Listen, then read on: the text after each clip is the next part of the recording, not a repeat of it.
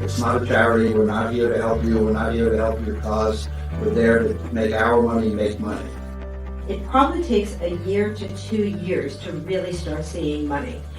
That title of executive producer on a feature is not the same as the title of executive producer on a television show.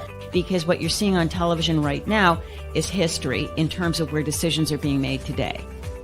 Don't give yourself a bad review before you start. I'm sorry, I'm super awesome, and this is my pitch. What are recommendations for packaging? Getting to the right person at the right time, and you have the right piece of the package that they want to see. And be able to adjust, because the plan will never execute exactly as you plan it. If you set aside money for social media, for a publicist, for marketing, things like that, and really you don't have to sit behind those dollars and you can have more control of your own release. You can't go wrong. But as for me, I knew that my episode was either going to be awesome or fine. That's the risk you're taking. That's right. It is the La Femme Film Festival 2022. I got with me Rebecca. I know we got a lot of things going on today. I know yesterday we did a lot of people that we interviewed, and we had some really good filmmakers. Today we have a whole host of films, a screenwriter coming up in just a few. Rebecca, I know you're traveling the world. You're on tour. Figuring out what's happening. Yesterday, we connected with somebody actually around you. They were in Paris, and they said, hey, we do things for free here. Did you know that? Did you also know that they pour wine at lunch when they're filming movies? I didn't. No, I did not know that. No, I'm gonna pretend. I was gonna pretend like I know that. No, yeah. Rebecca's a producer. I want to film movies there. Yeah. See, exactly. Rebecca's a producer. She's a person that you kind of, when you need something, you go, should I not? And she knows what she's doing with that. She is definitely one among many that we're going to be speaking to today, which actually understand the world of film. And La Femme Film Festival. What I love, and I've loved every single year, is that we promote women, not just in film, but producing film, making it happen, making the decision, making kind of even heads roll sometimes. Like if you got to fire someone, you fire someone, right, Rebecca? Yeah, exactly. I think it's really exciting to watch women who are running the show, who are figuring out the financing situation, who are putting the budgets together, who are doing the writing, who are doing the show running, who are also acting, also directing. Like, it's exciting. We're finally doing it. We're doing it all.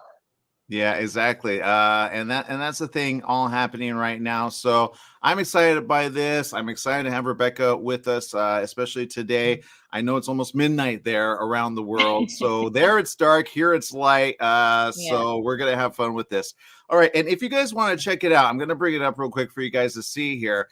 You can actually click on the link. It's lafemme.eventive.org/films. And you can watch any and all of these films, over 120, right there on your device, whether it be a television set with a smart, with all the apps that you download like Roku and such. You just get it, you subscribe, and you click there, and you'll see all that great stuff. In fact, let me just bring that up so you guys can see it as well. All of these films are available for you to see right this week, October 13th through the 16th, from your own comfort of your home or out on the road.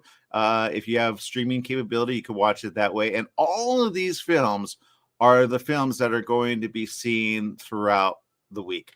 And again, this is international. So even though Rebecca's way around the other side of the world, where the sun is pretty much almost set, she can actually tune in. Anyone can tune in from anywhere around the world. And that's the great thing about this year's La Femme Film Fest, which you don't have to be here in LA to actually participate, which usually happens. Our very good founder and creator of La Femme, she would say she was one among many, but she actually partook in a time of a discussion where I think they were at Cannes or one of the film festivals, and I said, how come we're not seeing more women film?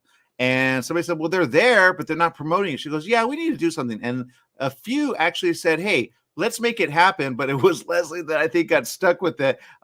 So she's been doing it every single year. This is the 18th, my goodness, 18th annual La Femme Film Festival. So all you have to do is click there, click on the video you want to see. You can watch it just one, or you can get the all access pass. Okay. The all access pass makes it available for you to be able to participate for $49.99. You get to partake not just in all of the other films, but also if you're a filmmaker or you want to get into the world of film, they also have panels and panel discussions that are going to be talked about as well. And that is all right here, all available thanks to La Femme and Eventive, our friends over there. You'll be able to see all the panels right there, including the art of the pitch perfect, and the art of inclusion.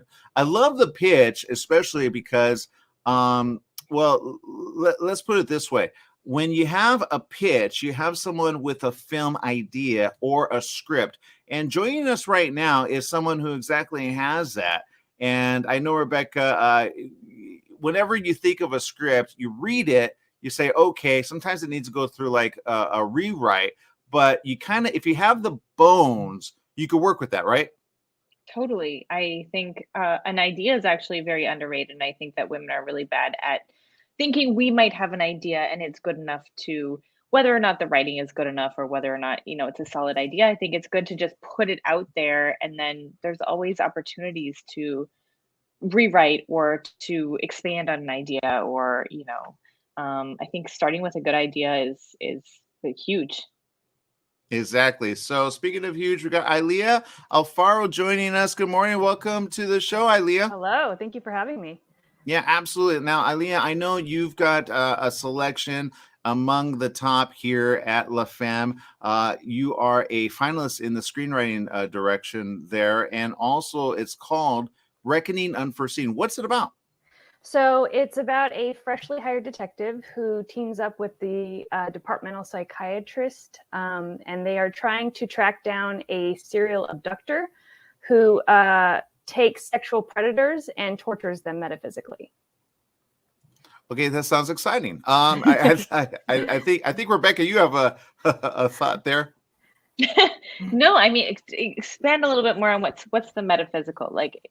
So the abductor takes these. They all have records of sexual predator, whether it's rape or all of that kind of stuff. So that the person abducts them and actually sticks them in the most haunted places in America, and ties them to a chair. So for 3 days, they're just in a haunted place, and Cool. they get tortured metaphysically and come out with severe PTSD.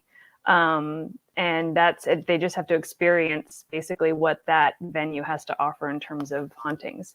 But it's not very heavy in that aspect of it. It's a little bit more procedural, and it's 2 female leads, which is exciting. And the twist of it at the end of the season, because it's a pilot, you find out that it's actually the psychiatrist who's the abductor. So Wow. the whole time it's set up to look like it's a male in cahoots with another female, she dresses as a prostitute. So that's how they kind of get these predators. But in the end, you find out it's actually the psychiatrist, and she sort of infiltrated the department. But the 2 leads end up falling in love as well. Okay. So we love a good female psycho. Yes. And it's only sexual predators. So, yes. So it's sort of like Dexter meets Law and Order SVU, I guess, if you were to put 2 shows together. Yeah. And what's been the journey with this show? Like, how long have you been working on this, and how have you been trying to get it? So I wrote it back in March. Okay. Like any good idea, might have been slightly intoxicated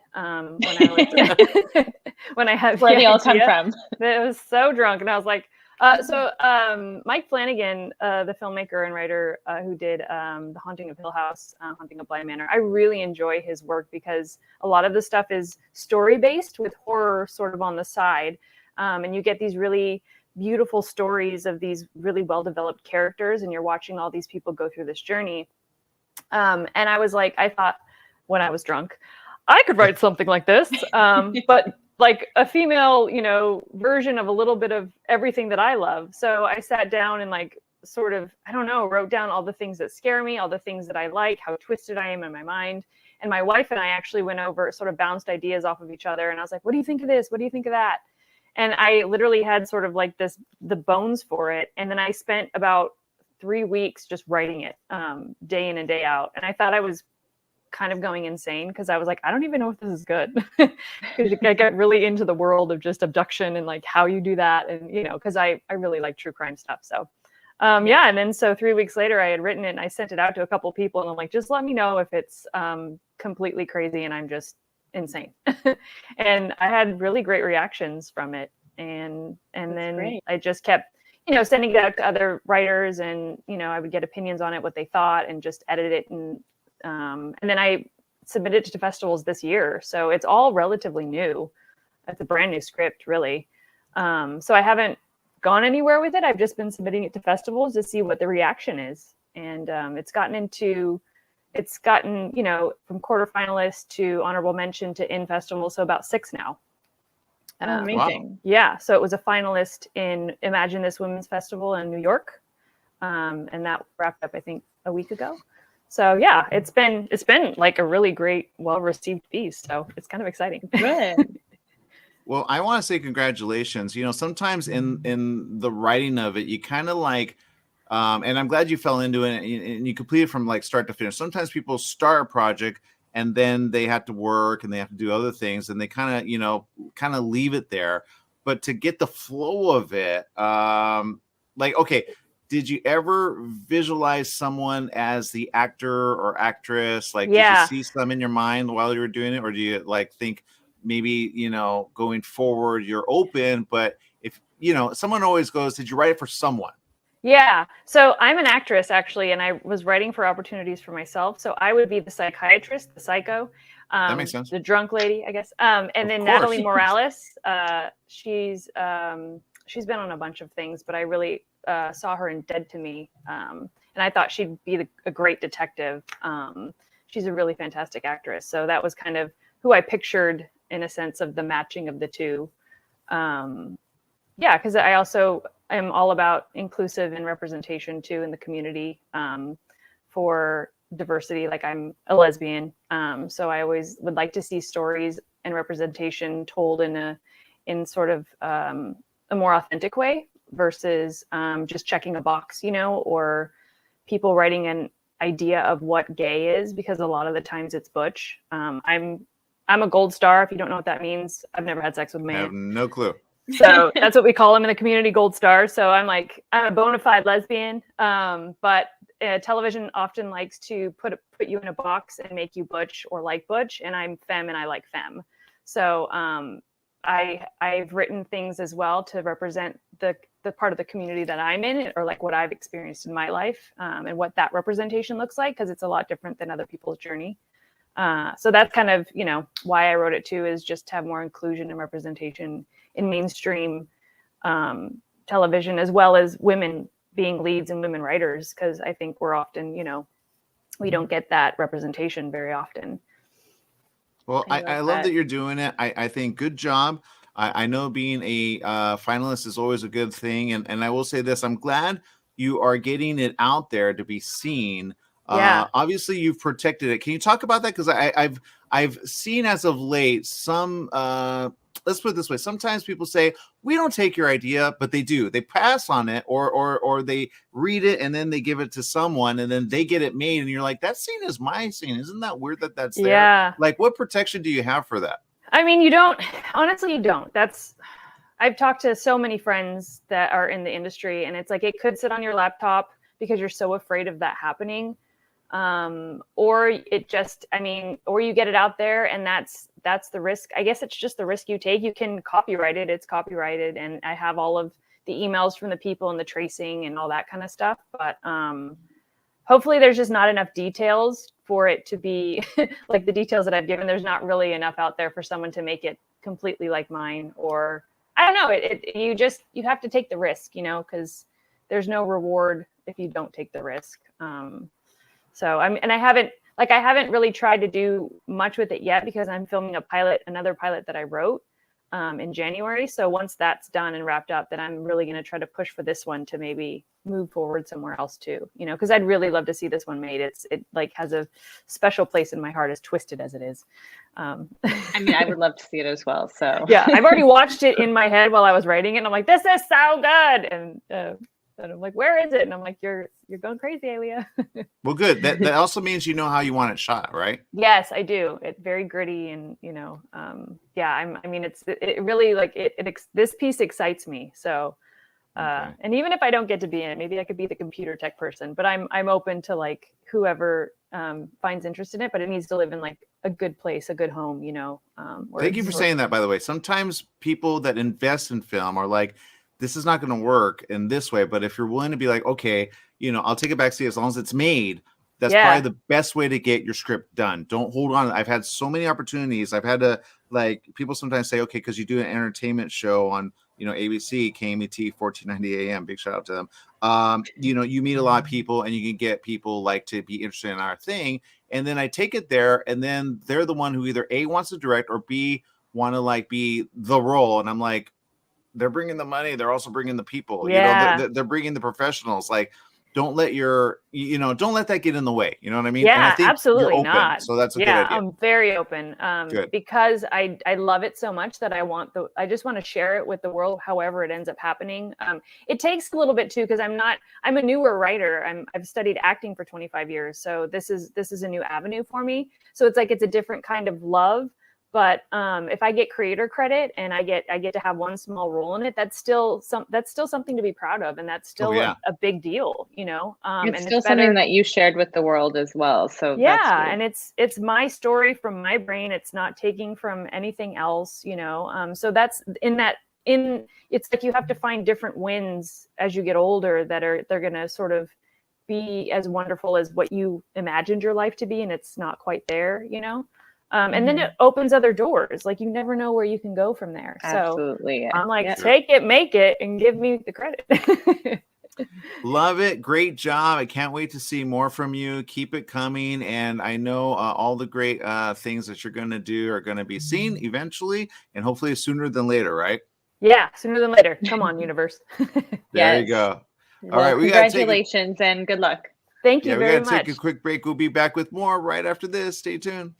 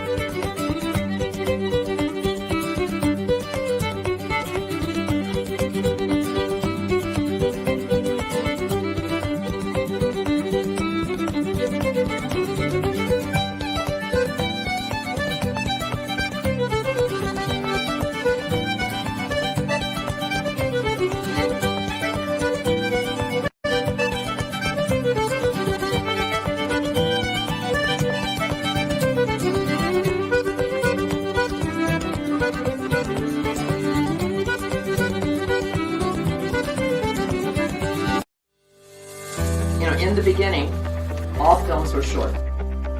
It's not a charity. We're not here to help you. We're not here to help your cause. We're there to make our money make money. It probably takes a year to 2 years to really start seeing money.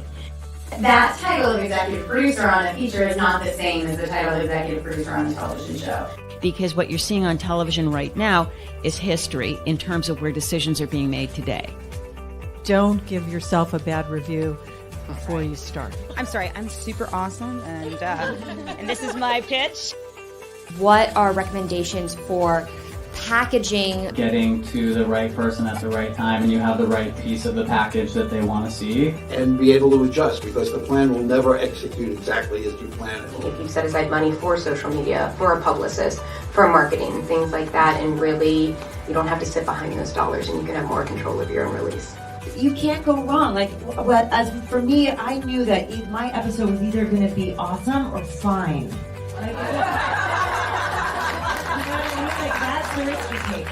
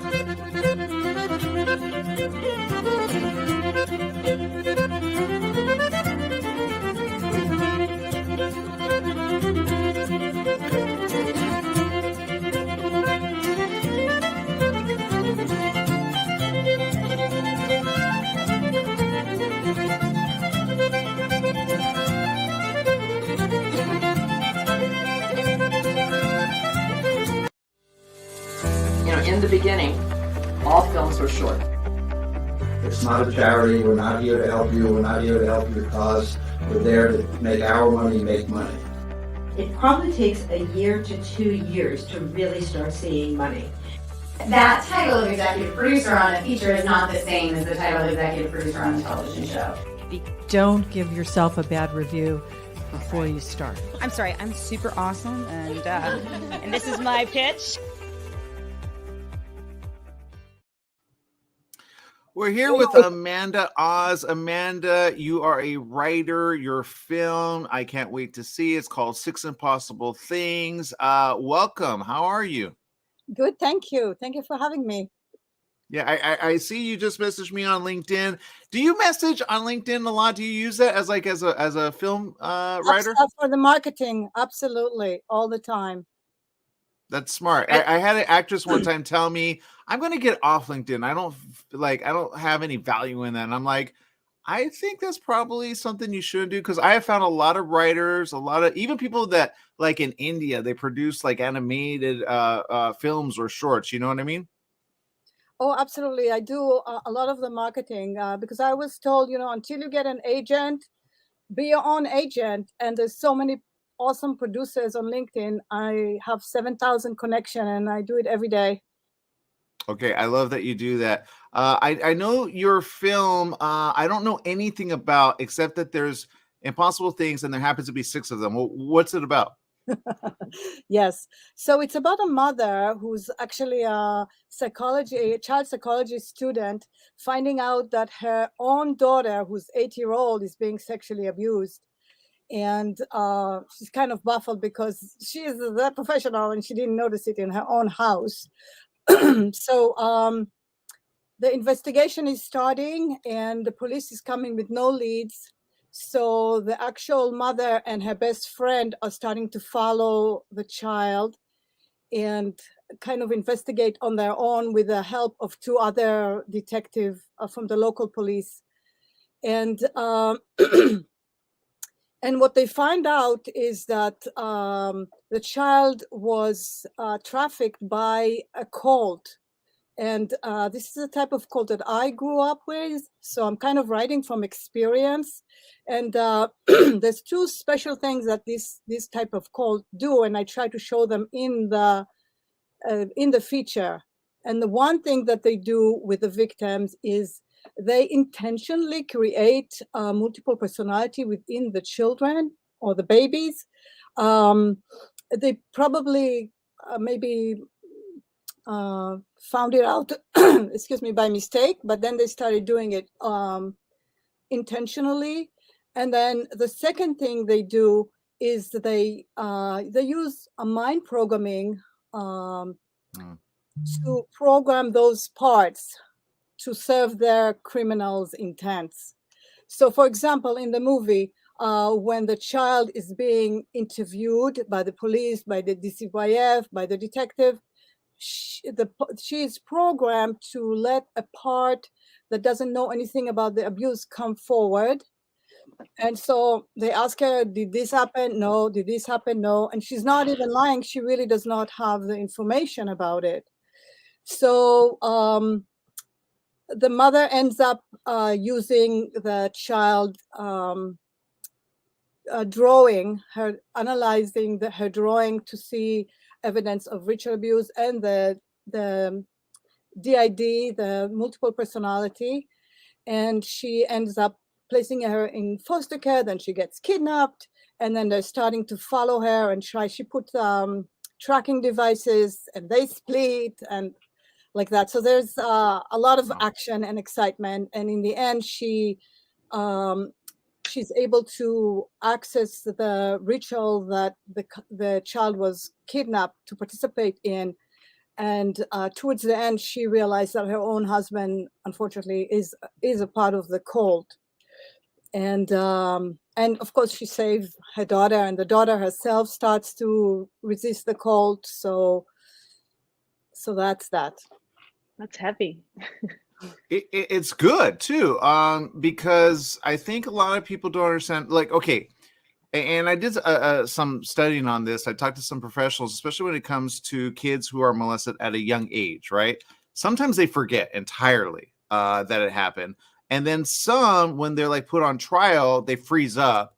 They don't know what to say. But you're taking it in a way that's kind of a world thing. They call it secret society, right? And there are certain people that make a lot of money trafficking women.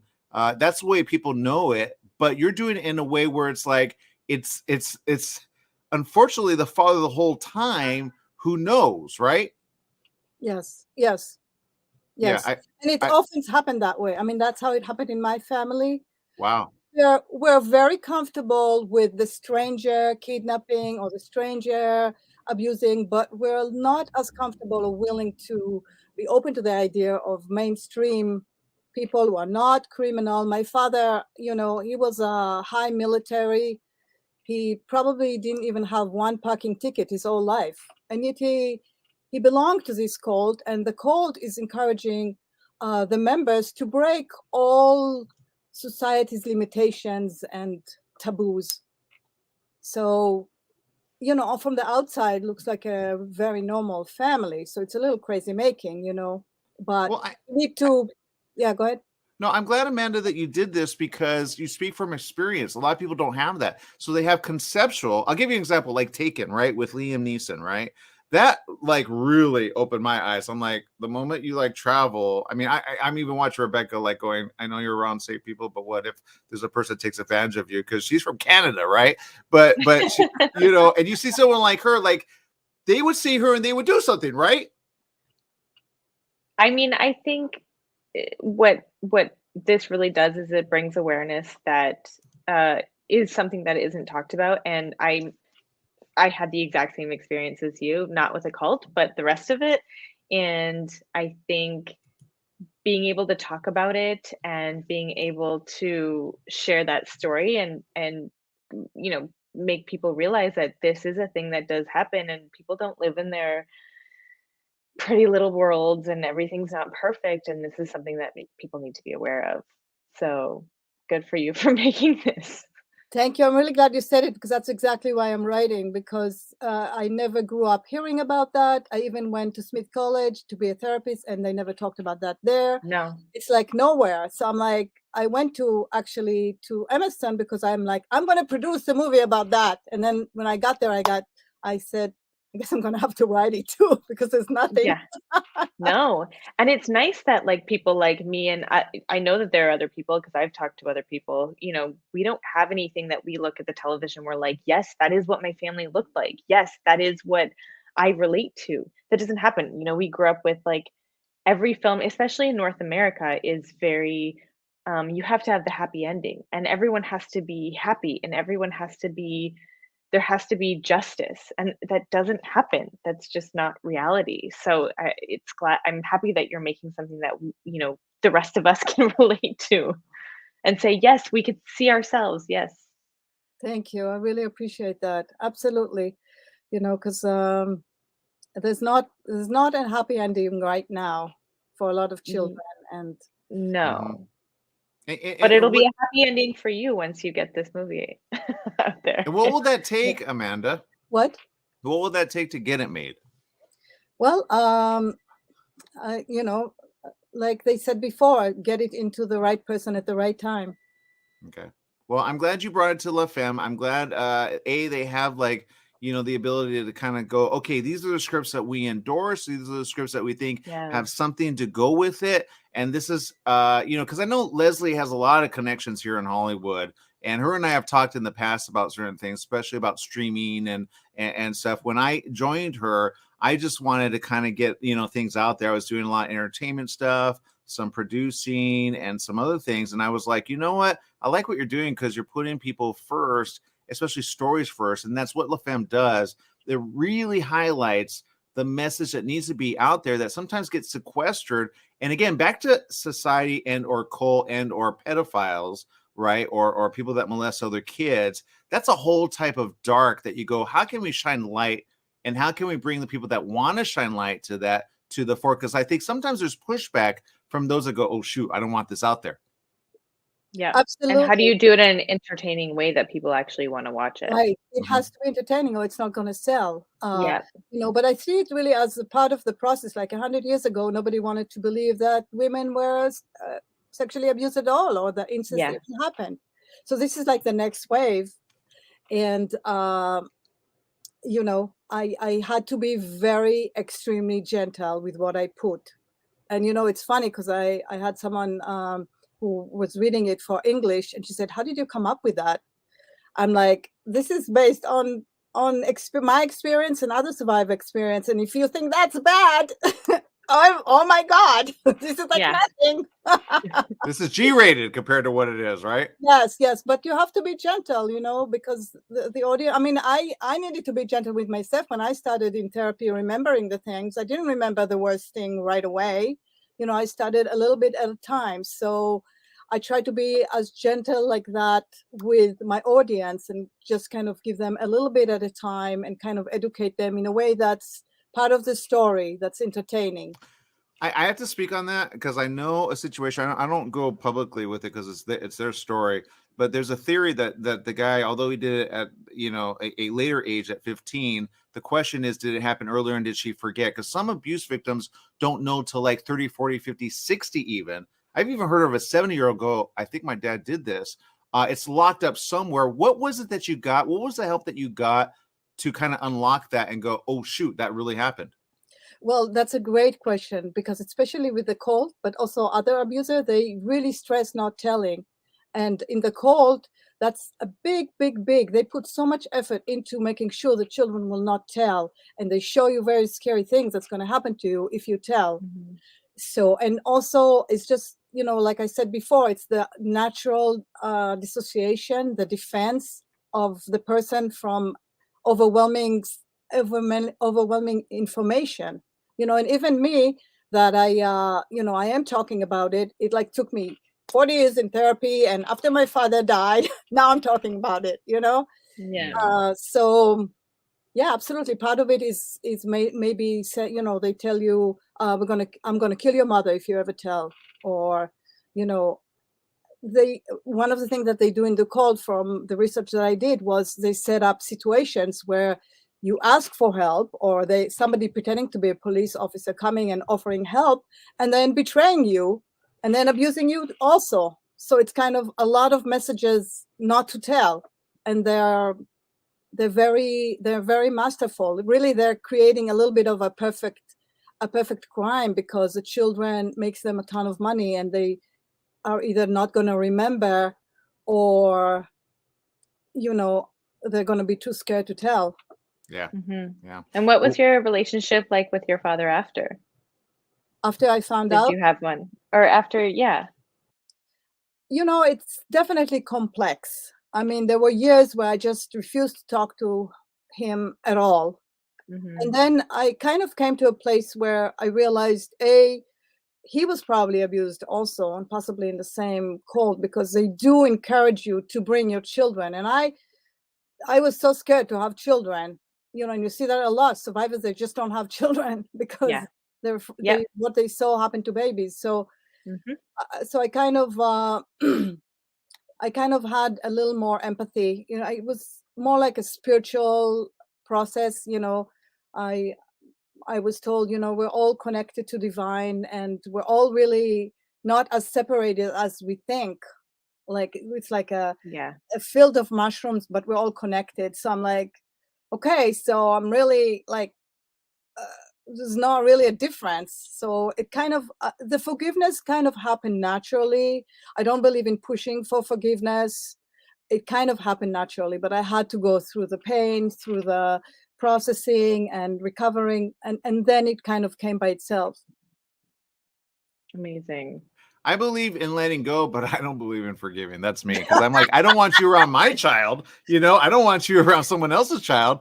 I want you to go to prison. I think you need to. So that's my story I'm sticking to. I wrote a book about that for kids, and it's something, you know, my father was abused as a kid physically, and his sisters were as well. The guy's dead, but, you know, I called him grandpa, and I didn't realize how deep it went. But my point is this, sometimes you got to call things out, and you know what? Hey, wherever you go after you die, there's got to be some recompense. Is my point. Yeah. Because there is no recompense for that. I think there is. Yeah, and it could ruin a whole life, like you said, and ruin the future for that person. So I'm against it from the start, and I think more people need to be out about it and against it. I know certain clergy members are getting sued for it. That's a whole other conversation. But thank you so much for spending time with us here on La Femme 2022, and great job. Whatever you need, hey, I'll hook up with you maybe for lunch or something, and we'll see what we could do. Thank you. Thank you very much. Thanks, Amanda. Thank You know, in the beginning, all films were short. It's not a charity. We're not here to help you. We're not here to help your cause. We're there to make our money make money. It probably takes a year to 2 years to really start seeing money. That title of executive producer on a feature is not the same as the title of executive producer on a television show. Don't give yourself a bad review before you start. I'm sorry, I'm super awesome, and this is my pitch.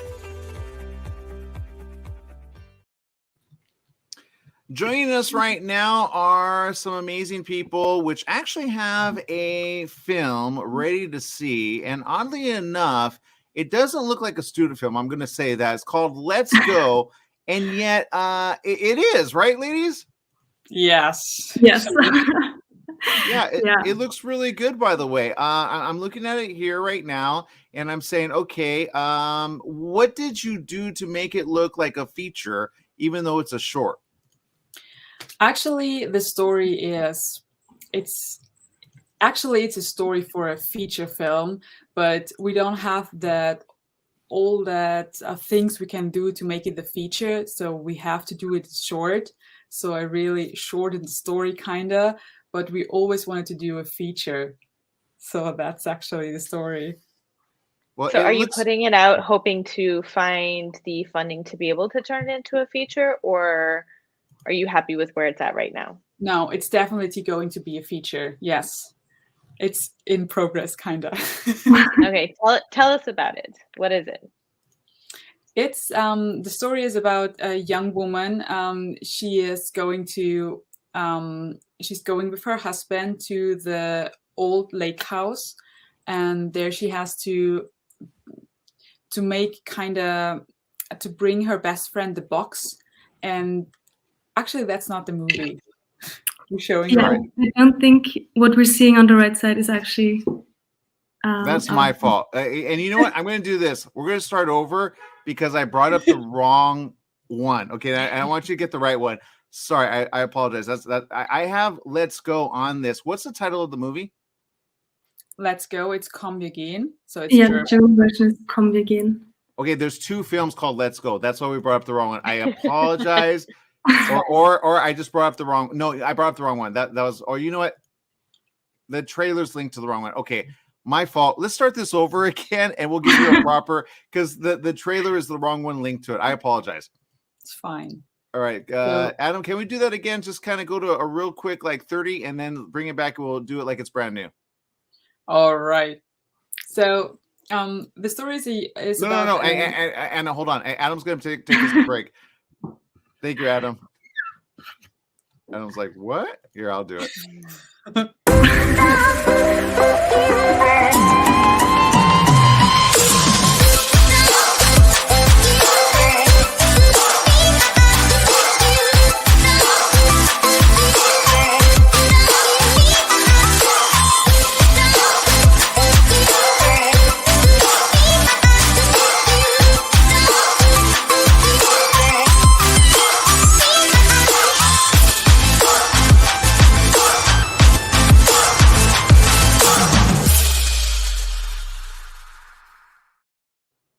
That's right. It is La Femme 2022. We've got some amazing film makers here, including a film which I have to say it reads like a very important film. It's called Let's. It's done in a title which actually it looks. Is it in English or what? What is it? The original language is German. We shot in Austria as our graduation movie from film school. Okay. It looks really cool. I understand. It looks great, by the way. It's film worthy. What is it about? The film is about old lady, and she needs to go back to the old lake house to make her best friend a favor.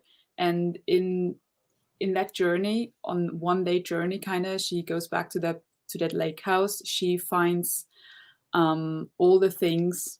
She remembers the summer of '68 and everything what happens in that summer and don't happen, kind of.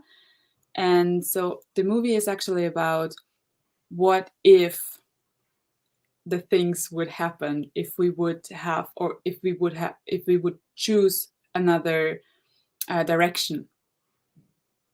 So Amazing. it's like a dream sequence of what could have been. Right. Exactly. Yeah. Love that. So this is a short, but you're Right. actually wanting to turn it into a feature film. Yes, that's true. Actually, the whole story there's so much in it, so it exactly could be a feature film, but we need to do a short for graduation, so we make the essence kinda and put it into 30 minutes, but the feature is in making. Yeah. Amazing. I'm so excited to see it and to see this one. Mhm. What was your biggest takeaway from film school? Did you love it?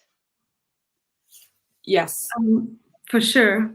Yeah, 100%. And maybe also, especially talking about this movie, like Anna said, we had to do a short film, but it was really important for us to take this opportunity and do the kind of movie that we'd really love to see. And so it has a certain look, it has a certain style. There was a lot of challenges that came with it. So we learned really a lot in the process. And among that, for sure, all our colleagues, all the collaborators. So yeah, that was for sure one of the biggest takeaways. Everything that we also learned from each other in the process, and where we're taking. And who did what? Who wrote, directed? You wrote, directed, produced, acted in? Yeah, actually, I wrote the story and directed it, and Sabine did the production and much everything else, kind of. Yeah. Yeah. Were there any like things that you go, okay, now that we did this, we're ready for the next thing? I know it's already looking really good. I've seen a lot of films come in, especially this year, from like student, and I'm like, can we just see this as a big screen like film? Like, what's going on, and what does it take to get it to that? The thing is, of course, we are just in school, but we wanted to dream big and to make it big, and because that's what we wanted and where we want to go. So we said, okay, we are just students, but we really wanted to make it the highest thing we can do. And so it was always in our mind to make a high quality film with all the things we can have and we can offer. And what was the question again? Sorry. Oh no, you got it. Like look, sometimes when people say, okay, I got the funds for this, let's do this. You go, okay, we have this as kind of like the proof of concept is what people are calling it. I call it like a demo reel, right? What you want, the way you want it shot. Is there anything that you go, okay, I want to keep that, but I will not sacrifice this?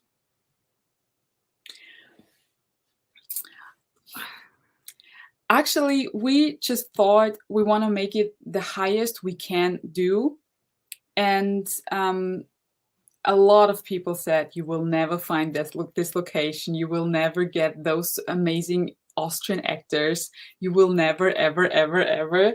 But, well, we just did it, kind of, yeah. Maybe to add to that, we kind of felt like in the process that a lot of our students would write things in a way that they thought it was possible to put it in practice and to actually film it. And in the entire development, we always wanted to not put that blockage in front of our head and kind of just trusted that we would meet the right people, that we would make the right connections, and probably had the passion and the belief in ourselves to bring all those things to life. So that's kind of why it looks the way it does now. Yeah. Okay.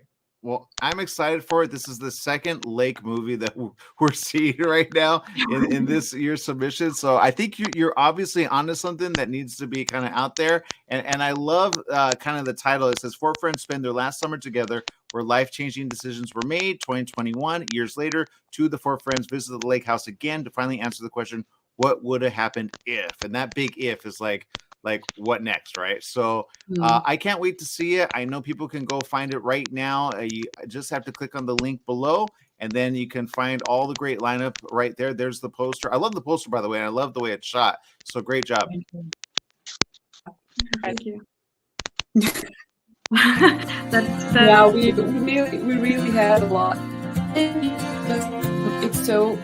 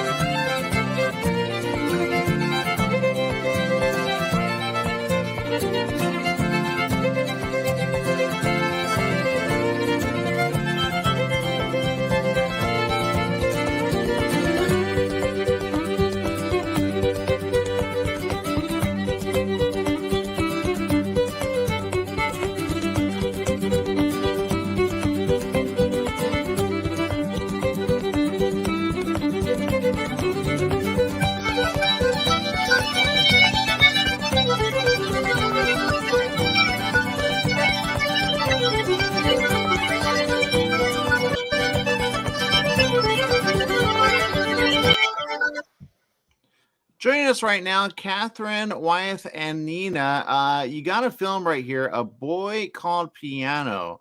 And this one is actually a feature. First of all, great job. Second of all, welcome to La Femme. Is this your first time? Yeah, hello. Yes, this is our first time. Okay, well, I have to say, we're glad to have you. Whenever I see a documentary, I go, okay, what am I going to learn? And this is taking place as a feature with, and I love this place. I got to visit it at some point, New Zealand.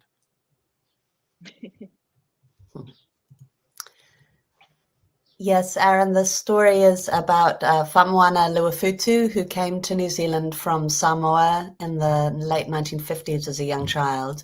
And he ended up being taken away from his family and placed in state care. So it's really documenting the experiences that he had in state care and the huge intergenerational impacts of those experiences on his son and his grandson, on his whole whānau and ainga, and their pathway to healing and freedom as a family through the process of Famuana telling his story through the creative arts.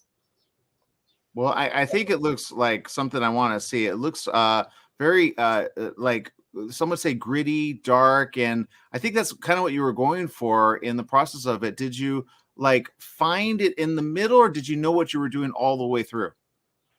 I suppose we really was, we were looking for the light. We're looking for healing, for all people incarcerated. You're sort of trying to think about how do you help them go through a process. So we really looked at nature and all the nature of New Zealand, the oceans, the rivers, things that people who are in isolation or in jail cannot experience. So ultimately, you know, when you ask someone to travel back into darkness, it's about really finding the light. Yeah, absolutely. I think you guys kind of, you know, tell the story very well. I love the description of it as well, I should say, because it takes a person and it says, okay, this is the experience of this one, and it involves a lot when it comes to prison, gang, and a lot more. Did you find him or he found you? How did that happen? We sort of all found each other. His son was at the New Zealand Drama School, and my husband was an acting tutor. And the father, Fa'amoana, had written a book, and so we got gifted his book, which he wrote when he was in jail. And we thought, gosh, why don't we turn it into a play? Because we're theatre makers at the heart of our company, and so it's been an 8-year journey, and we made a play, and then we made The Boy Called Piano into a play, and then of course with COVID. We really sidestepped and thought, oh, let's make a documentary and capture it in a digital form. So it's been like, as we know, when you ask people to be very personal about their own truths and how to bring hidden stories to the surface, of course, it's always about trust. So yes, it has been an 8 or 9 year journey for us all. And it's a privilege and it's brave to to show all one's inner feelings, which men and women have in those jails. And actually, it's quite a Indigenous story in a way. There are many stories like this for Indigenous people in their own countries with culture and incarceration. Well, and I like that you bring up the part about how he was taken from his family and then placed in state care, and then he had abuse along with other children in the same area. Is that kind of like a thing that you're calling awareness of as well? Because one can lead to the other. Absolutely. I mean, there is a Royal Commission of Inquiry in New Zealand currently happening with the government to do with all of the children in state care in the 60s and 70s. And so there were things that went on, as we all know, things that get hidden. And so those, there was abuse and there was a lot of things that happened to the children. And a lot of this is the formation of the gangs in New Zealand, and when children bond through pain and that bond for life. So it is purposeful. It is purposefully highlighting these things, and it's purposefully using clips that are woven in from the Royal Commission of Inquiry so that so one can highlight to the government, his own story, the voice of the voiceless, the man himself, rather than files and prison files and that sort of thing. That's, that's the purpose, is him speaking for himself and other children that went through the system in New Zealand. Well, I know, Catherine, you got some things that, you and Nina obviously kind of do. And I'll put it this way. Documentaries don't really get sometimes the light of day because it's a documentary, and sometimes you have to find the people that want to watch this. But having like a film part of all the films here at La Femme and kind of be showcased in that way, does it kind of like make it like all that work for like, and what does he say? Did he see it? Fa'amoana has seen it. Yes, we've screened throughout Aotearoa, New Zealand, as part of the New Zealand International Film Festival. So we had the opportunity to present the film as a team, and Fa'amoana was there with us and able to talanoa and speak directly with the audiences. And it's so moving to see the people who come and see the film who are survivors themselves, and the power of that representation and the enormous power of just being of a story, an untold story, just being witnessed and acknowledged. So it's been very moving to see the reactions of survivors who come and see the film. And yes, I think you're right, Aaron, that there's huge resonances across cultures, across nations. This is a story that goes across continents and across generations. generations of children being taken from their families, especially Indigenous children, happens all over the world. So we do expect there to be deep resonances in other countries where the film is viewed. And it's a real privilege to be able to represent survivors in this way through Famuana sharing his own story with such courage. Yeah, I have to say, other than, look, I want a connection to New Zealand. I'm not going to lie. Are you guys living there, or are you like, where are you from? Where are you streaming from right now? We're here from Wellington, which is our capital, the bottom of the North Island. So we're in town with Jacinda Ardern, our wonderful Prime Minister. Even better. Okay, well, I know you're staying safe over there. I got a friend over there, but seriously, I want a tour. So great job on this. It looks amazing. I love the beach scene. It reminds me of Chariots of Fire. Did you ever see that? No, I haven't. Catherine? No, I haven't seen Chariots of Fire, but I've heard of it. Thank you. I know it's a very acclaimed movie. It's we really wanted to make this film with a huge amount of beauty, and as Nina said, Nina's vision was to capture those elements which are denied to prisoners and to children who are incarcerated. So the elements of wind and water and those beautiful places that you can escape to in your memory when you're in a really terrible situation. So the film is made, I think it's an unusual documentary in the way that it incorporates a lot of visual artistry. It's not, there is of course the interviews and, but there's a lot of visual poetry in the film as well. So thank you. No, thank you for doing everything you're doing. Rebecca, before we go, I think you had a question. No, I think you actually answered my question. Okay. All right, good. All right, so again, we can check this out. Here it is. Let's kind of bring it up real quick for you guys to see. It's right there, A Boy Called a Piano. And it is a very good film, obviously, about a life of a guy who unfortunately has a horrible thing kind of handed him. And this is the kind of thing that I say, at least, you can triumph. Eventually, you just got to get the help, and you got to get the understanding of the people that say, hey, we get it. You went through a lot. I understand why you kind of went to the violent route of your life. I'll say again, it's kind of a theme today. My father, or my stepfather, I should say, he went through this, but he rebounded in the end, but now he's suffering still because sometimes it affects you mentally, Mm. Yeah, so thank you for that. All right, we got more right after this. Stay tuned. Thank you.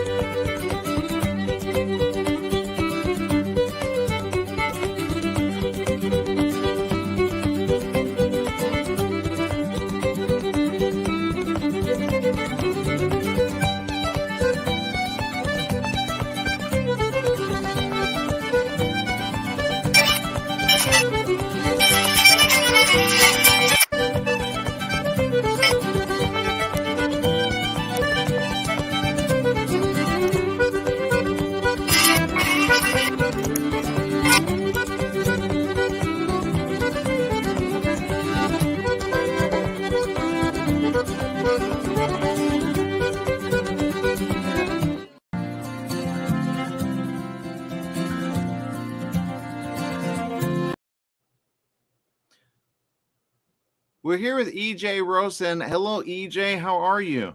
Hi, good. How are you, Aaron? Doing good, doing good. I understand your film, which is actually right here, Sedentary, is a feature of this year, 2022. I will say this, it's a really good one. Can you tell me about it? Yeah, so it's a 30-minute documentary on the health effects of sedentarism, too much sitting, and it's trying to convey sedentarism as a culturally enforced behavior. We're required to sit for long stretches of time in elementary school, and then our bodies become accustomed to that, and then we're required to sit for long stretches of time in the office, maybe with a little more leeway, but as a child, it's required of us. And there's a half century more, 70 or so years of research about the health effects of sedentarism. And, you know, the research has been showing for decades and decades and decades that there are serious health effects associated with too much sitting. And so my hope with this film is that policymakers who are thinking about movement and physical education in classrooms might, you know, use this documentary as a starting point to go read more about sedentary behavior and the cardiometabolic effects of too much sitting, the cardiovascular effects of too much sitting, the sensory effects of too much sitting during those key years of development. So my hope is that it's kind of like an educational primer, an introduction to a realm of research that's, you know, it's been going for 70 years, but it's ever growing. The Sedentary Behavior Research Network only just formed in, you know, the recent decade, and they're formalizing their definitions, etc. And then, you know, it's one of those films where, like, when you're watching it, you're like, oh, geez. I feel really bad sitting right now, just listening to you. Yeah.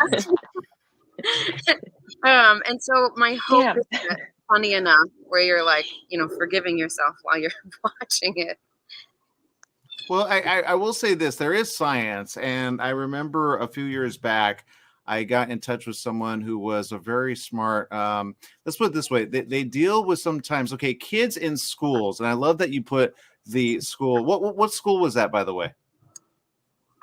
That's Berkwood Elementary. I was filming in Berkeley, California. They have smaller classes there, so they've got these like wobble stools, and they have sort of a policy that allows more movement and getting up and down and running around.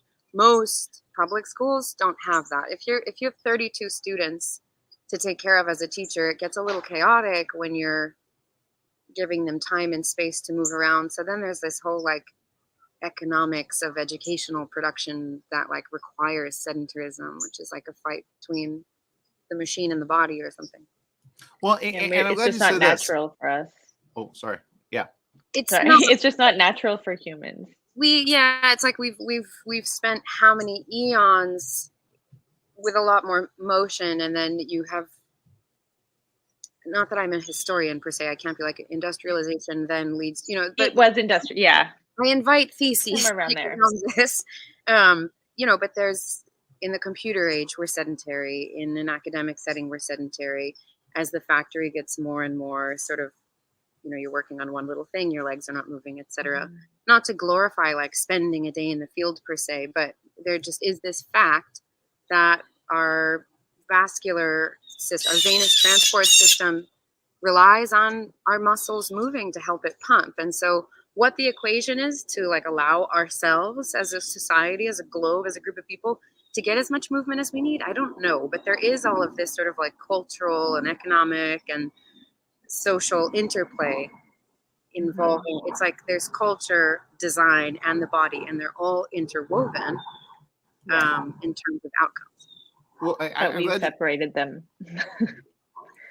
I'm glad you mentioned that because, okay, so Brain Balance, I had a little one, I used to babysit him, and he actually, the doctor said, okay, you need pills for ADHD, right? Or ADD. Sometimes it's that. And so the mom, actually, she like understood, A, she didn't want a pill for her kid, right?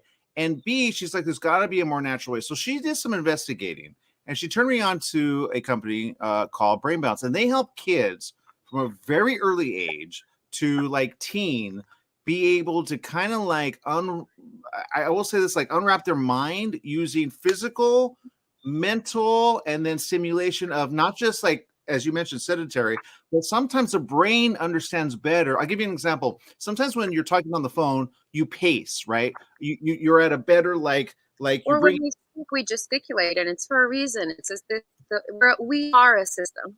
We're a whole system. And so it's like, of course, my ideas and my thought processes are related to my physical state or what I'm able to do with my body.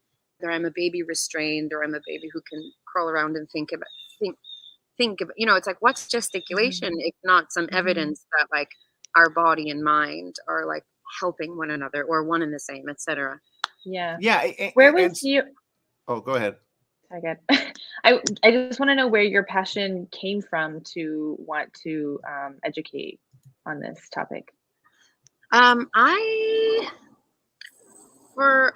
have this sort of dual background in design theory, and then like performance, and then like those intersecting at costume and like costume becoming like a character or something. And so I'm always thinking about like embodying objects and thinking about the function of things melded with the aesthetics.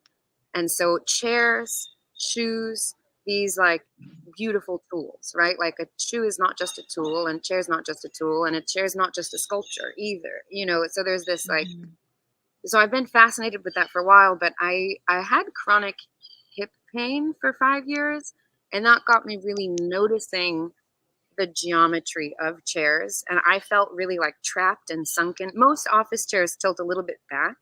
And I thought, I'm trying to sit up at the table. Like, I feel trapped by this chair, and I'm like looking around everywhere. And it's like the furniturial environment, this ecosystem around me is not giving me an option that feels healthy. This is what's dominant. This is like the market ecosystem of chairs.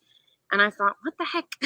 You know what I mean? And I got obsessed with it because I had pain and it was agitating me. So whether that's hyper specific to me or that's a little bit canary in a coal mine or something, I don't know.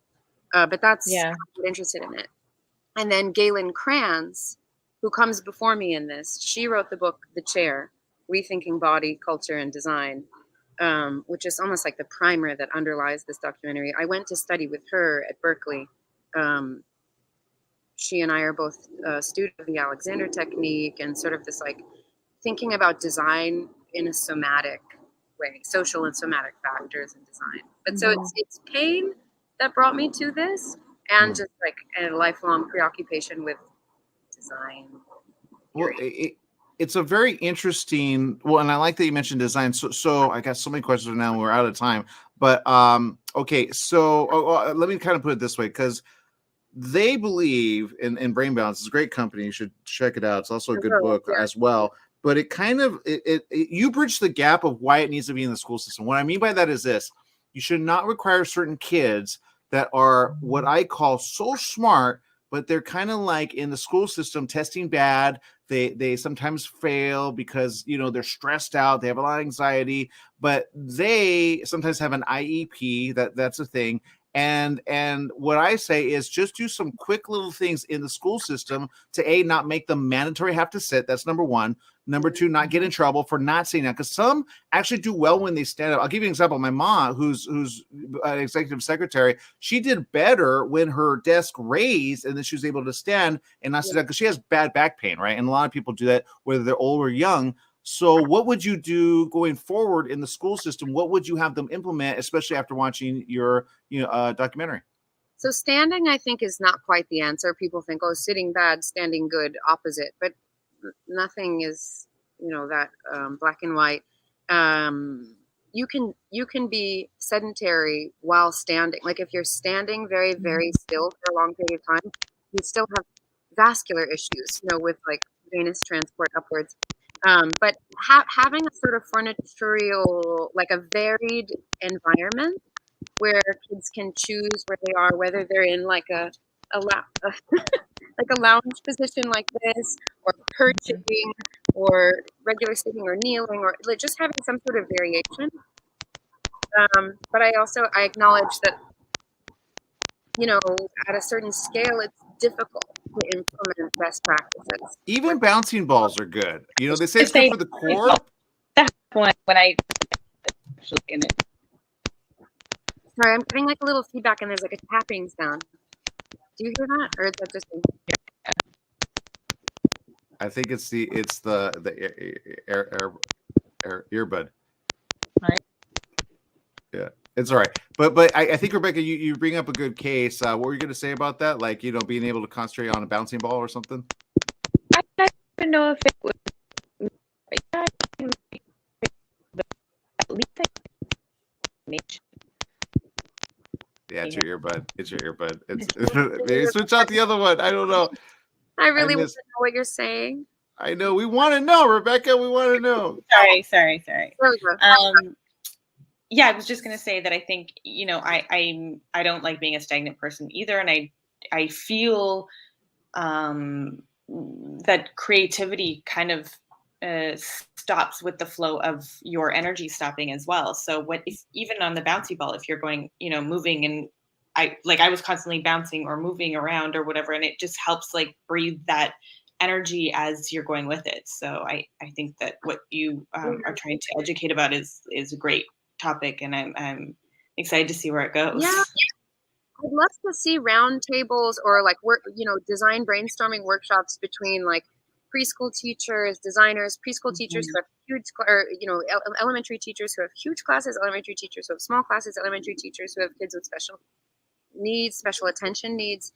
All brainstorming together about like, there's probably no ideal classroom, because there are some kids who get so stimulated by that ball that they're like off the wall, but then some kids who really need it and it would help them focus. Like, as with everything, a tailored response like is the answer, but how do we deal with this at scale when there's these large public school systems? How do we arrive at this like practical beanbags? Bring back the beanbags. They're good for college students too. Comfortability. Yeah. Bring them back.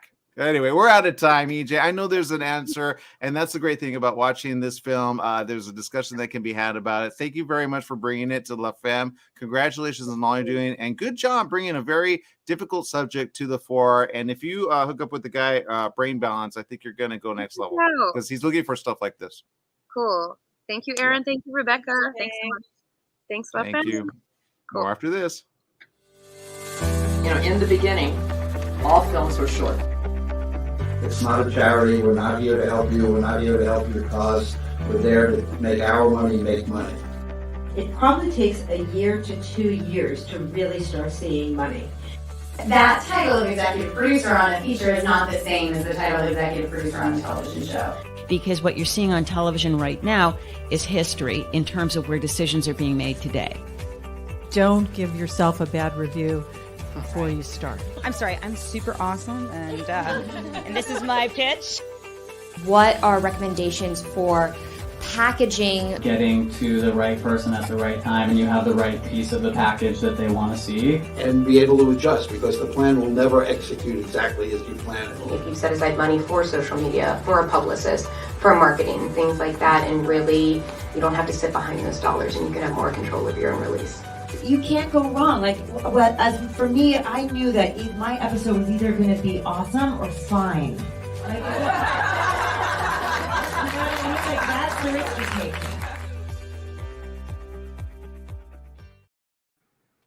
Joining us right now is Marsha. Marsha, I understand you have a script. It's another script that is going to be in the final part of La Femme 2022. Tell me, what's it about? Well, it's called On the Corner of Eden and Grace, and it's a semi-autobiographical story that takes place the weeks between the moonwalk and Woodstock. And it's in one girl's life in the summer of 1969. It was inspired by an incident that actually happened to me, where the night that Neil Armstrong took one small step for man, I was watching that moment with friends, and the boys that night were shooting up heroin. These are 16 and 17-year-old boys. And I must have been in denial, because I'm still thinking like, oh my God, when I'm older, when we're married, you know, I can say I watched the men walk on the moon. And the boy that I was in love with said, man, one day I can tell my kids I was all skagged out watching the moonwalk. We had planned to kind of go to Woodstock. And unfortunately, one of the boys that night died of an overdose on August 9th, which was right before Woodstock. So that happened in my life, and it stayed with me for 50 years. So I had been a high school teacher for 35 years and taught drama and playwriting. And 4 of my students had their plays produced off Broadway. They had had this wonderful, wonderful success. And one day I heard a voice that said, if you don't stop teaching, you're going to die. And, you know, you can push those kind of voices down, but this one kept coming back. And I had seen friends in their 50s die from cancer, had their lives cut short. So I heeded that voice. I took early retirement.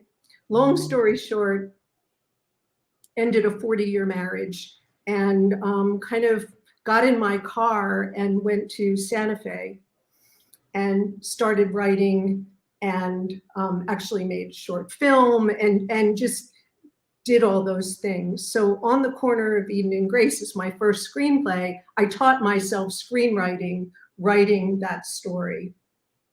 And wow.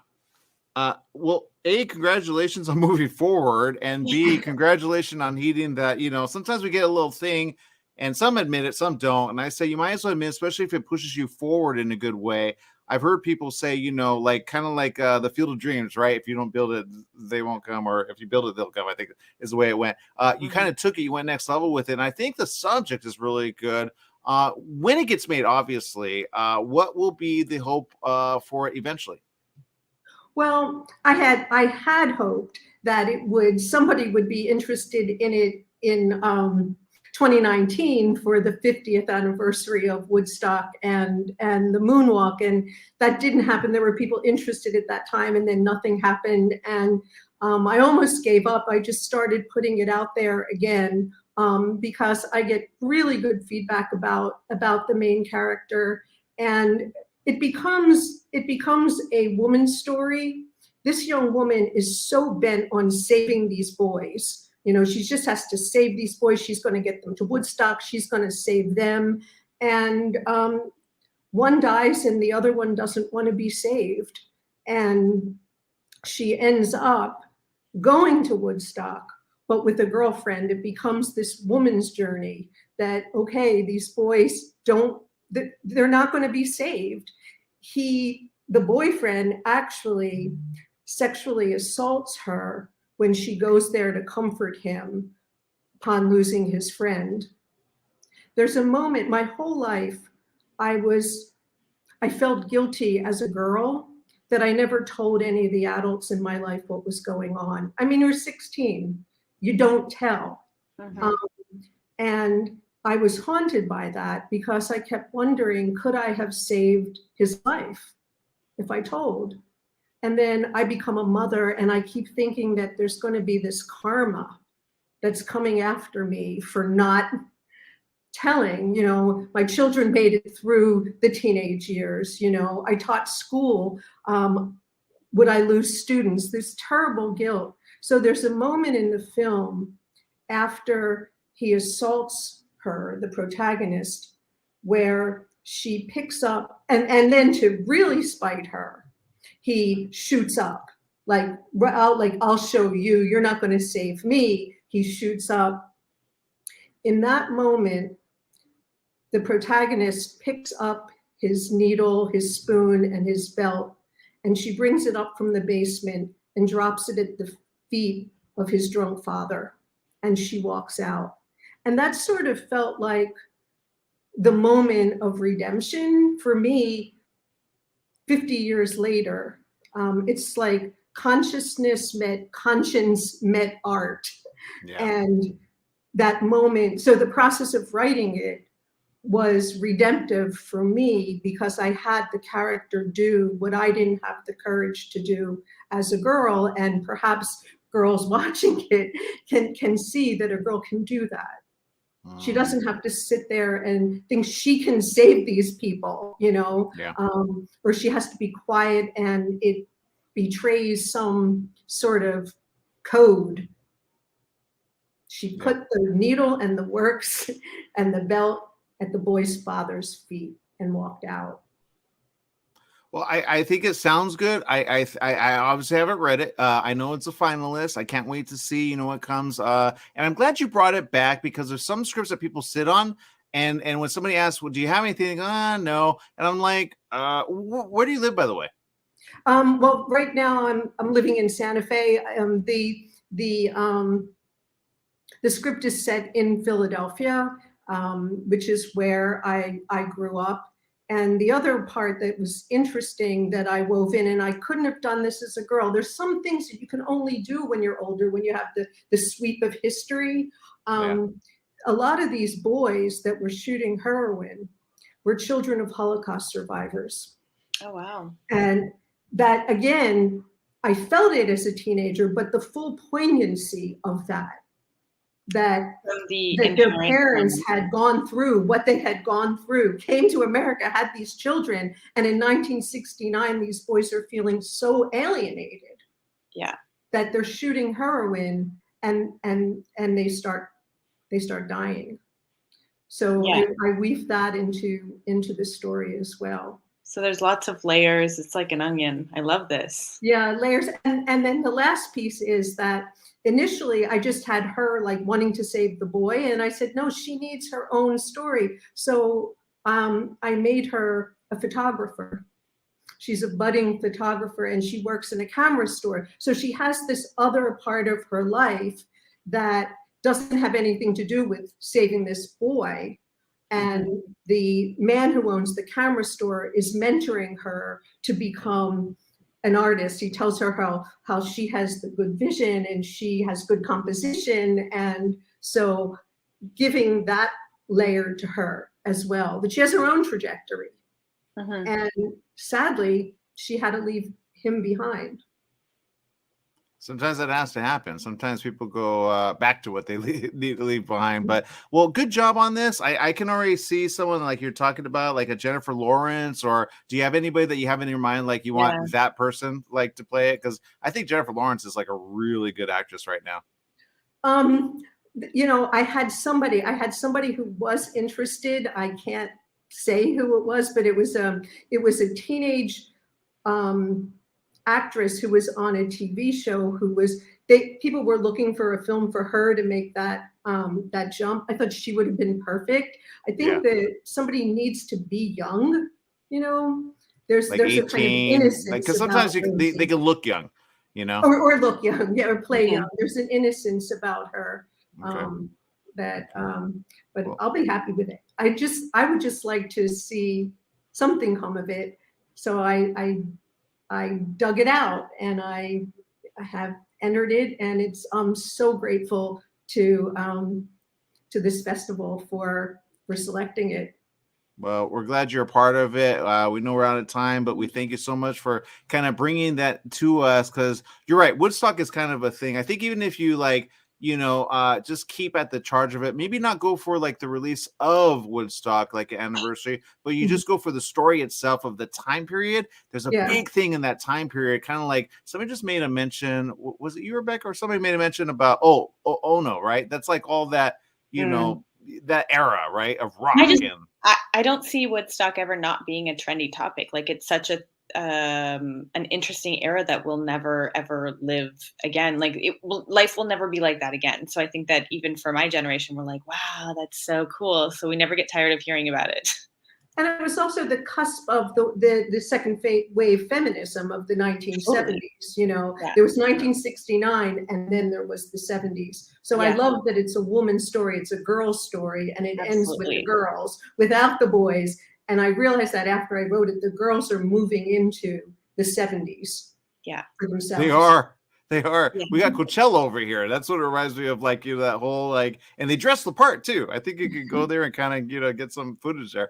All right. Thank you so very much, Marsha, for spending time with us. I know we're out of time, but where can people follow you? There's my name, Facebook, Instagram. Okay, awesome. We're going to make sure to follow you there. Thank you for spending time with us. More after this. Thank you.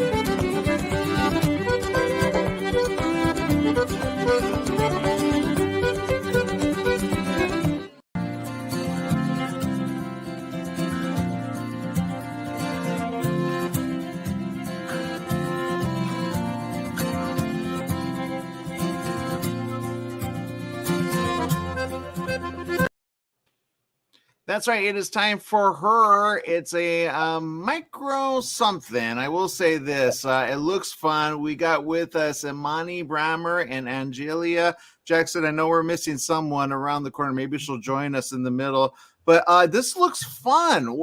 Can you tell me about it? Yeah. So wrote a micro series. Imani is actually the star lead, and it's about a young bisexual Black woman who's navigating her late 20s, and she's just also she's dealing with high functioning depression. So we watch her navigate that, and yeah. Imani, it looks interesting. I will read it. It says, Her is a coming-of-age dramedy about a Black bisexual woman who struggles with high-functioning depression as she navigates her late 20s. That's a hard time, not going to lie. Imani finds escape through dance, dating apps, family, and friends. Okay, I got so many questions right now. What was this role like? This role was oddly very similar to who I am as an actual person, which I think is a testament to perfect alignment. I've struggled through high functioning depression. I'm not very far from it. I love to dance. I utilize friends and family as outlets. So performing this role felt like I was performing as myself, but an amplified version. And the only alternate version of myself that this role contained was the bisexual part. I'm actually a heterosexual woman. So playing bisexual was actually, it was cool. I like the difference in it. Well, you're an actress, right? So when you get a role like this, you're like, okay, I can work with this, right? And Julia, I'm sure there was like a casting thing, or did you have Imani already like in your head, like, oh, this is her? Because it's kind of interesting when some people, I'll give you an example. Like I have an idea of a script right now where I'm like, okay, I see this person as being it, but I kind of wrote it in that way that it would be that person. But sometimes you write it for a person, just like our last interview, and then you don't realize the person that kind of falls in it. You're like, wow, it's almost like that's the person I wrote it for, right? Yeah, I think it was really divine intervention. The character's name is Imani. Imani auditioned. The casting director sent me her audition, and I loved it. And I said, wow, like she embodies who I envision Imani to be. And then on top of that, she just excelled in the role. So I'm so grateful for her. Yeah, and it looks amazing. Go ahead, Rebecca. I'm sorry. I just want to know what the journey with this film was, and like, how did you get to this point, and where do you see it going? So a lot of news coming soon.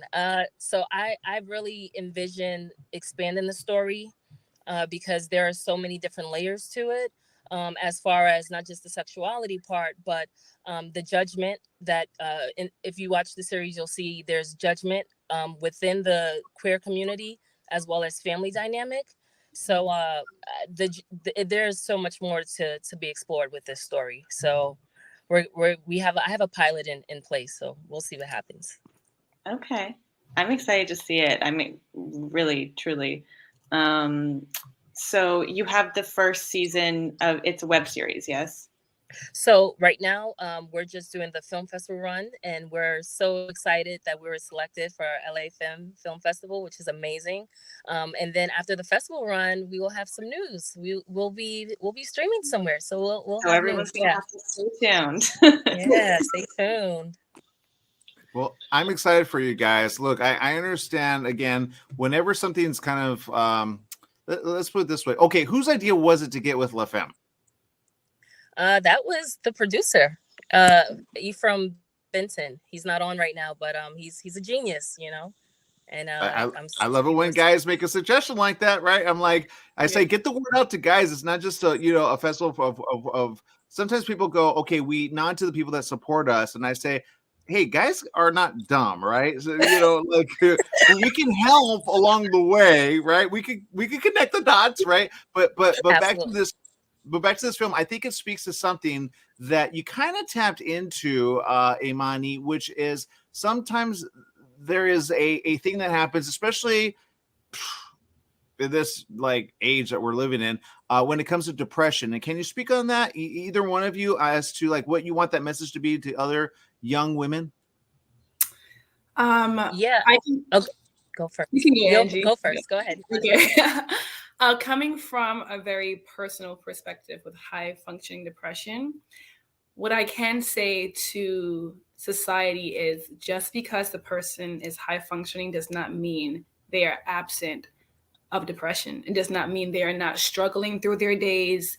And you never know, it'll be the person with the brightest smile. And I'm speaking from my personal experience. I crack the most jokes. I'm always laughing. And then in the same breath, I can be crying hysterically and pick up the phone and act like everything is okay.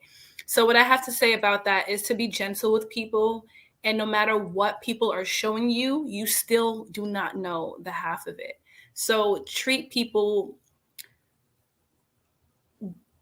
with the utmost tender respect, with the utmost tender empathy, because it doesn't matter what they're telling you. They can be going through something and you don't have to know what it is.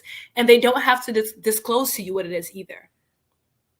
That's what I have to say about that. Yeah, I love that. I think that we're living in an age where people are talking about mental health a lot more often, and I think that it's really important. And kudos to you guys, and thank you for kind of shedding light on what it's like to struggle with depression and mental health, what it's like being a Black woman in America, having to struggle with mental health and depression, what it's like being a bisexual Black woman, struggling with mental health and depression in America.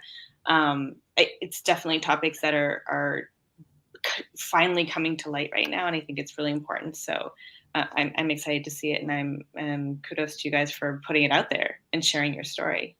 Thank you so much, Rebecca. You're welcome. Thank you, Rebecca. And I can tell you have a fan already. Alia Gonzalez says, treat people with love. I love that. And also says big facts, and even says some other really good stuff. But I will say this, look, get this information out there, because right now, and I've never heard that term, by the way. I've heard like other terms, because my, let's put it this way. I have a fam that actually suffer from what they used to call clinical depression. What's the difference between that type of depression and like what you said? What was the term? It's high functioning depression. Yeah, I've never heard that. Yeah, so high functioning depression, it's finally being discussed more. And so what it is, it's basically I can walk around smiling, laughing, joking, go on through my days, but I'm basically wearing a mask. When I'm home, I might be crying and just going through all the different motions. So it's different in that aspect, because it's something that it's not so visible as far as to the outward appearance. Got it. Like I'm smiling outside, but I'm crying inside, like literally. Yeah, okay. It's the same way. I feel like there's been a lot of comics recently who have, passed away, and those people are hurting inside, but they want to always make people laugh. Like Robin Williams and people like that. And I feel like there's definitely like a parallel with high functioning depression there. I'm glad you brought that up, because I met comedians behind the scenes, and sometimes I see them, they're always in front of the camera, and then we've had them on the show. We had one, and you could tell he's going through something, and I'm like, okay. And then somebody said something to me. What people don't understand is comedians are basically an essence of a hard time in their life, and so they make fun of things, and they help people, deal with life. But that's also why they turn to alcohol. That's why they turn to late night stuff. And sometimes they're just dealing with something that you would never know. Back to something you mentioned, Robin Williams suffered a lot behind the scenes that he didn't come out about. His wife finally came out about it later, but he had a diagnosis that he didn't let people know about. And it's kind of like, okay, when it goes next level with certain people, women or men, or a woman like in this case, Imani, the one that you play, she's going through a lot, right? Yeah, she's going through a lot. And Alia Gonzalez, she's actually a supporting actress in the show. Imani was able to navigate her depressive state through her best friend in the show, played by Alia Gonzalez. And it's a testament to having your tribe with you, having your tribe strengthened and committed to you, and committed to understanding that whatever it is you're going through, love is what you need first and foremost. And that's what I have to say about that. And what would you have to say about what would be like your piece of advice for other women going through the same thing? For other women going through high functioning depression, my advice would be to find an outlet. Outlets is what helped me to navigate it personally. Outlets is what helps the character Imani and her to navigate it. And outlets can be your friends, your family, dance. Dating is what Imani does in the show, but do it healthily. Do it in a healthy way. and speak to someone, because the more you wear the mask, the heavier the mask becomes, and eventually the mask falls. So you need to there has to be at least one person you can be transparent with and confide in, and you can cry on them. And in the show, Imani's best friend was that person. Yeah, I like it. A guy I already connected with that is Ephraim in social media says, "Actor's face, laugh now, cry later." Logo. Yeah, it's so true. And I say again, thank you for bringing this film to us. I think we lost Angelia, but maybe hopefully she's not traveling while she's speaking on the road. But again, thank you so very much for getting this to us, and thank you for becoming a part of the festival of the year. Thank you so much. Thanks, Money. Thank you. Thank you. Thank you, Angela.